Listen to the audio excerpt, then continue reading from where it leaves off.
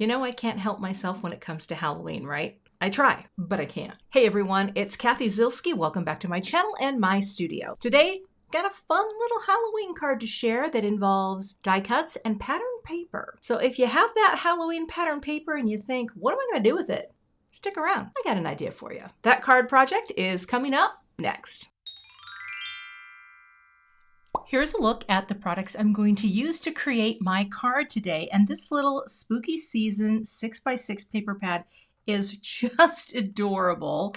I love all the patterns in here. And you know, and these also have a coating to them, which is kind of nice. I don't know about you. I am a person who over the years, not only do I have a zillion little pads, I have big papers, I have small papers. And so my goal today is to make something funky with this pad and this die. So let's get started with cutting some pieces of pattern paper. I think one of my favorite things to do is to cut strips of papers to make, oh, let's pull that out there. Well, it's getting stuck here, to make projects.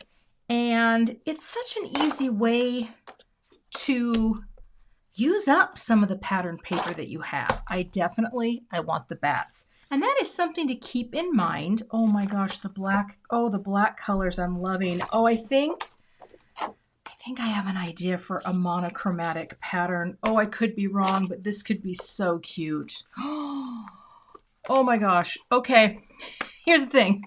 Pattern paper. I'm gonna tell you a little story about my pattern paper. When I used to be mostly a scrapbooker, oh my gosh, I freaking love that and that. I'm going monochromatic for right now. That's what we're gonna do. I used to store my paper not by manufacturer, but by color, because I found it to be a much easier way to just come up with something that I really wanted to use based on color. So here's what I think I'm gonna do. I'm going to say, let's cut a few strips. I'm going to start with maybe inch and a quarter. You know what? I'm going to get my bigger paper trimmer just because I want to do this faster. So hold tight. I have several paper trimmers for different types of things. And I think I'm going to do inch strips. And all I have to do is move along this paper trimmer. And actually, maybe I'll come in and just do one more. I don't know yet exactly how this is going to be, but we are going to take some of these papers and come up with, now here, I think I'm going to do 1/2 inch. Okay. I don't know, as soon as I saw all the black and white patterns, this gave me a fun idea. There's going to be some color in this project, but it is another thing that you can do. You can take the same color family of paper and just grab, mix and match companies, whatever you like, because you can make this work. I wanted the bats to be larger because I think they're so cute.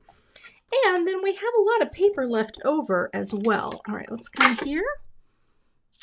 Yeah, I think I want to go, I'm going to cut this side first because that's where I tore it off. All right, let's go maybe a 1 inch on here. And then I'm going to do, let's see, a 1/2 inch here.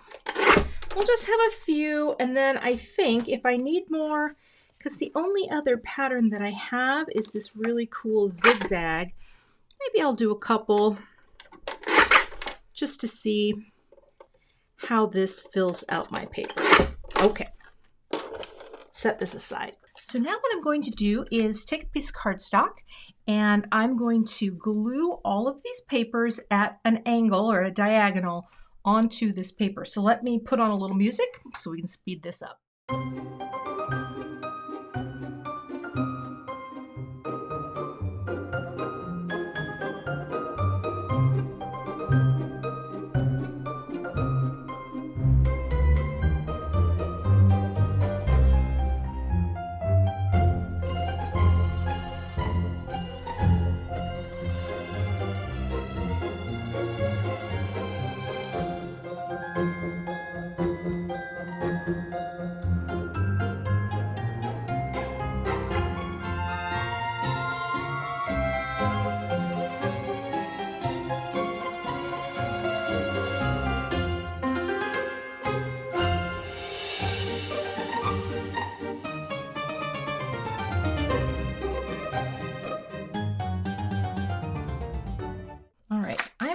to flip this over.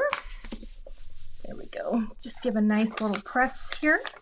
What I'm going to do is trim off the excess paper. It doesn't have to be perfect because I'm just going right. I'm not using this as a full panel. So just enough so that it's in a better place. Get you guys in here too. That. All right. Now, those are all my scraps, and here's my panel. Now what I need to figure out is, first I want to take a look at the die, and I want to see how large this is, because we're going to trim this down ever so slightly. So let me grab one other die. I am going to take the largest die that I have here, and I think I might cut this, well, do I have enough here? You know what? Let me see. I may have to come down one. Is this big enough? No, it's not. I'm going to have to add one more little piece of paper right here, so hold tight. So here's what I'm going to do. I am going to tape this into place on my die cut mat. Okay, this is for that. And I'm also, actually, I kind of wanted that to be at an angle. There we go. I'm also going to use the metal shim that comes with these plates for my new Empress machine, because I want to make sure that the cuts are really clean and tight, and I need to save the centers on here, because if I don't, I won't be able to fill them in the way I would like to. So I'm just going to put a tiny bit right there. I'm going to put the magnetic mat on top. I'm going to grab the shim. Oh my, okay, I'm going to grab the shim, put that on, and then I'm going to run this through my machine off camera. I'm going to flip the plates, and we'll see what happens. All right, let's take a look and see if it cut through the way I have hoped that it would. All right, I think that it did. Let's lift this. Okay, that looks pretty good. All I'm going to have to do now, let's look at the back. Oh yeah, I'm just going to pop these out. I'm just going to pop these out, and that's going to be our front panel. All right, this was pushing it cut-wise, but I think we're good. I think we got it. So let me get all of these pushed out. I'm using the edge of my score tool just so I don't mar anything. And I'm going to go ahead and get all of these little innards, and I can save that too if I want to do something with that. But let me get these all cut out and then set aside the counters, the inside parts of the letters that I need. Okay, I have everything cut out. I'm keeping those together just so I don't lose which is which for the insides of the letters. I kind of made a rookie mistake here, and I used a really heavy weight cardstock.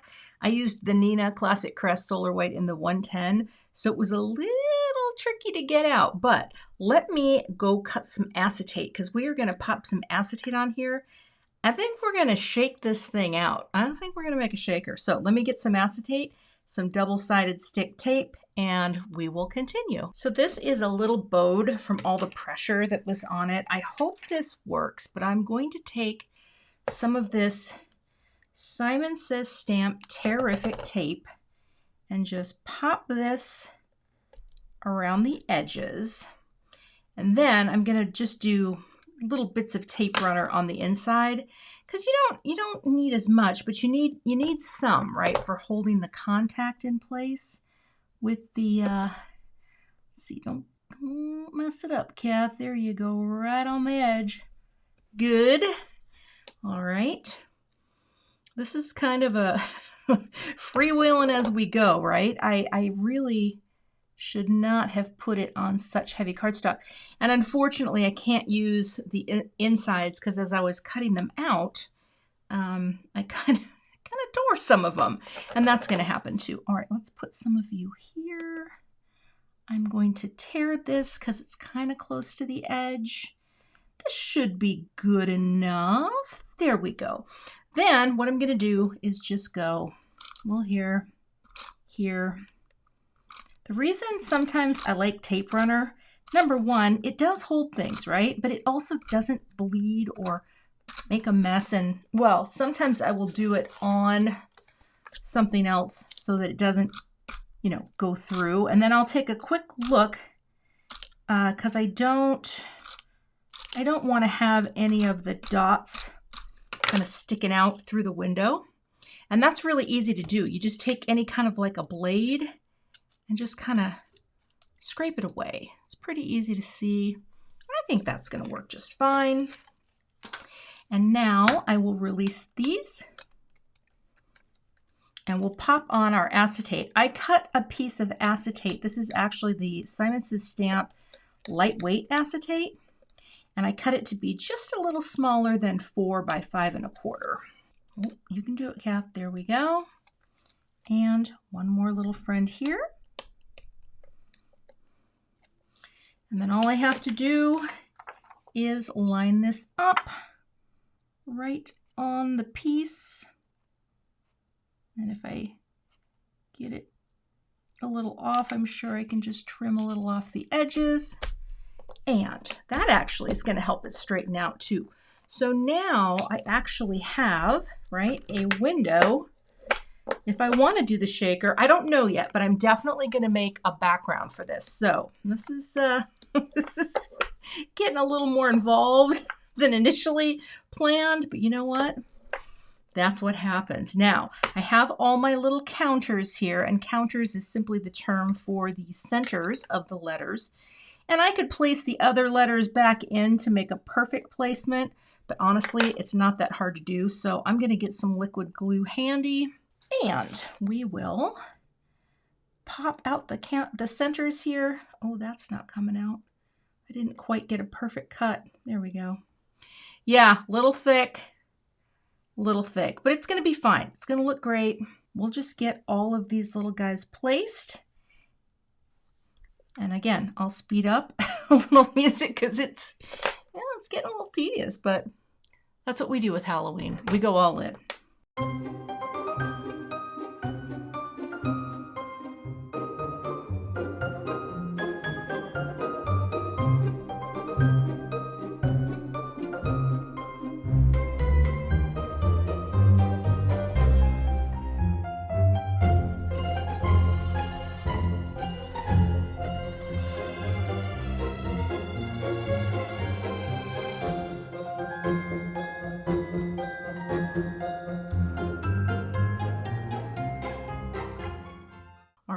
Put all these on. We're going to let that sit, and I'm going to set up to blend a very quick background. You know what? I just had a better idea. What if I just used a pattern for the background? And I actually think something bright and light like this green is going to show up really well. I'm going to cut this to be the back of my shaker because I actually think that could be super cute.